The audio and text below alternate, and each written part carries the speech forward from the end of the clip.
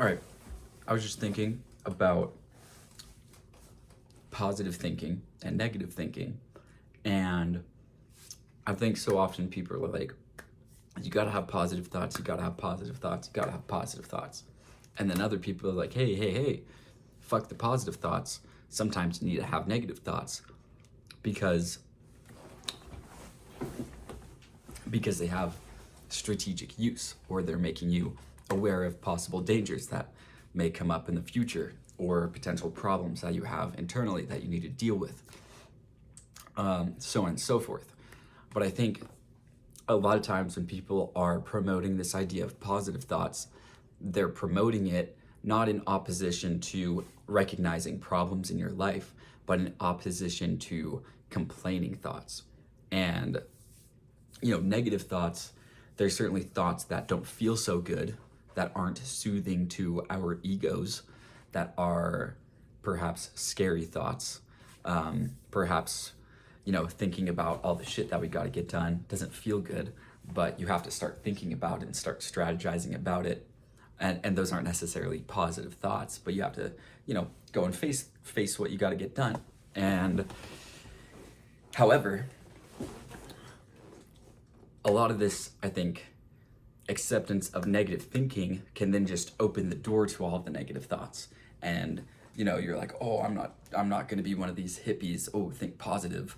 But I think it's important to recognize when you're complaining versus when you're strategizing, and when you're looking at a situation and trying to think, okay, what things am I am I not happy about here, and what am I going to change, and how am I going to change that, versus when you have kind of these same negative thinking patterns, and or these same negative thoughts that recur and recur and recur, and it's like either there's nothing you can do about it, or you just don't do anything about it. And I think there's kind of, it's pleasurable to complain because it makes, it's like feeling sorry for yourself. You're like, oh, woe's me, this sucks. And you don't have to go do the hard things that it takes to maybe change it. Whoa. So it's easier. But you get kind of like, I don't know, you get this sense of like relief almost. And I think there is something to having a good rant about something that you're unhappy about. But at what point do those rants just turn into habitual complaining, which puts you in a continued, or into this persistent negative headspace? Anyway, this came up because I'm in school and I freaking hate school. I'm ADHD, so that's just a start. And I think the structure of school is problematic. I love learning, but it's like whenever I get into school, I hate learning. And I get into this kind of negative state. And I think perhaps to some degree it is because I'm complaining so much because I have this assignment to do and the next assignment to do. And obviously in real life, it's like you have things that you have to get done. But it's like reality is imposing those, not arbitrary standards. And in real life, it's like you go and you learn something, you do something with that knowledge. Where it's with school, it feels so pointless. It feels like I'm just absorbing all this information to regurgitate it real quick, and then I go on to the next thing, and then I kind of forget about that stuff, and I never actually use it.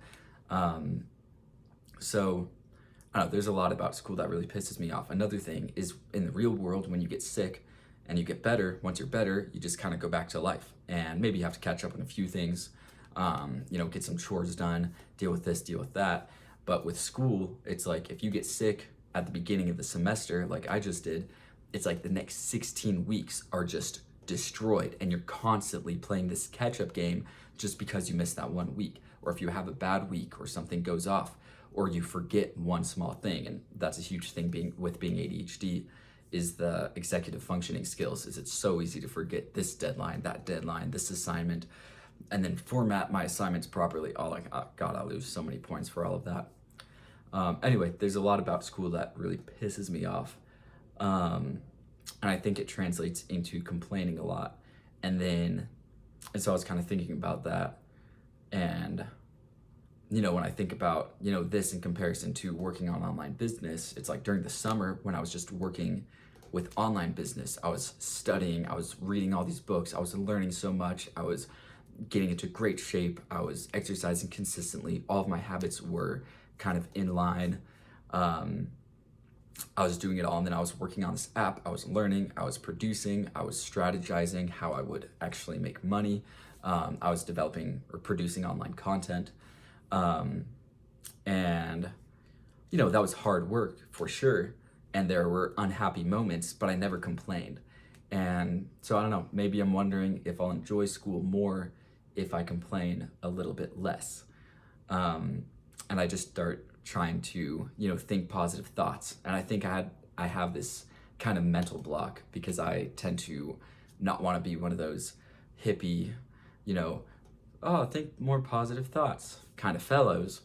But I think maybe this is a situation where it's like, look, I don't know if I necessarily want to go through with this full degree.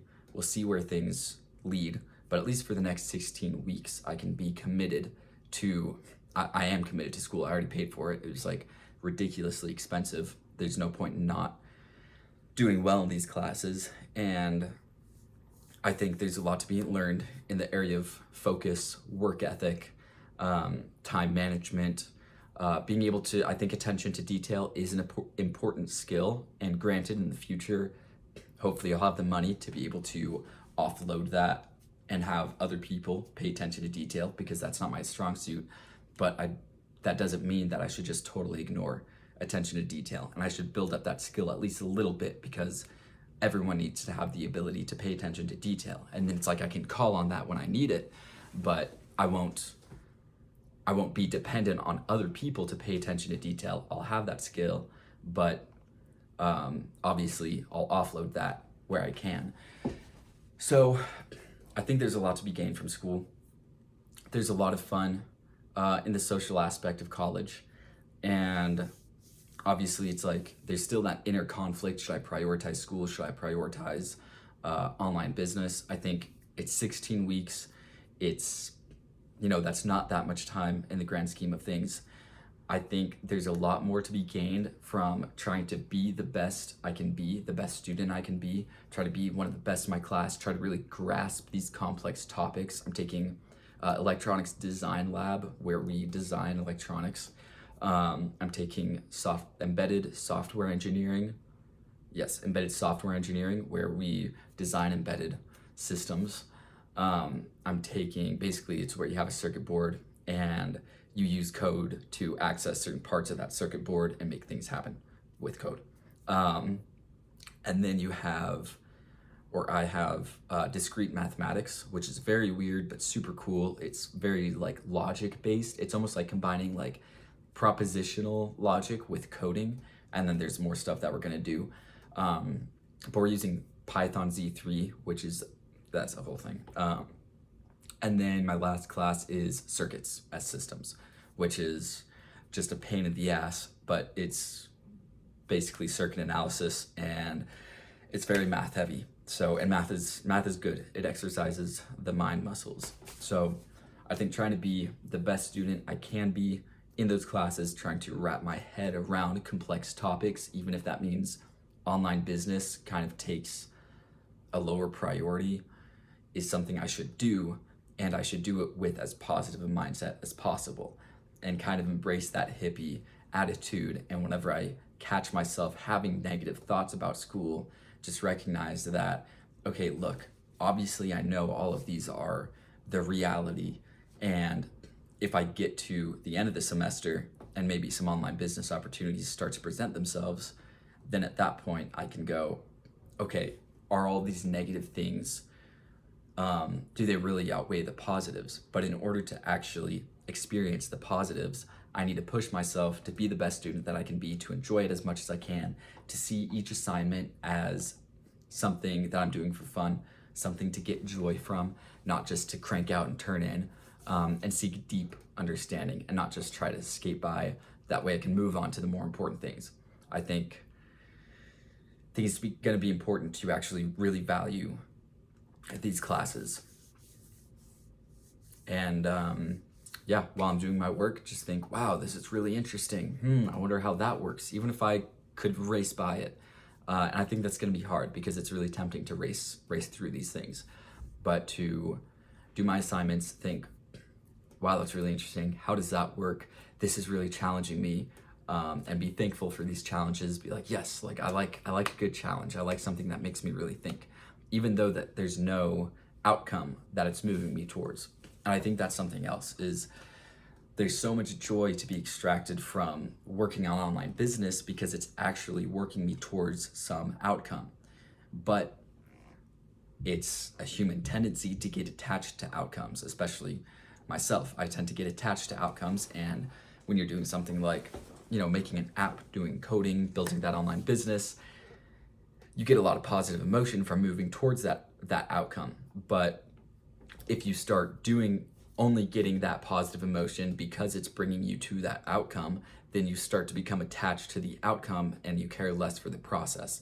And since this degree doesn't really have an outcome I care that much about, it's going to force me to extract joy not from the outcome but from the actual process, and that process of wrapping my mind around complex topics and applying what I'm learning in class to the projects and to the labs and to the homework and all of that. So, and same thing with tests. I mean, tests, dude, oh man, I'm a terrible test taker, but that's okay. I'll just see the test as like a high stakes game where it's like, hey, you gotta really be on it here, which is kind of the case. But instead of being stressed and like, oh God, I gotta get an A, just be like, hey, let's see how good I can do, and come at it from a place of kind of like childlike wonder and joy. I don't know. We'll see. I'll let you know how this positive mindset goes.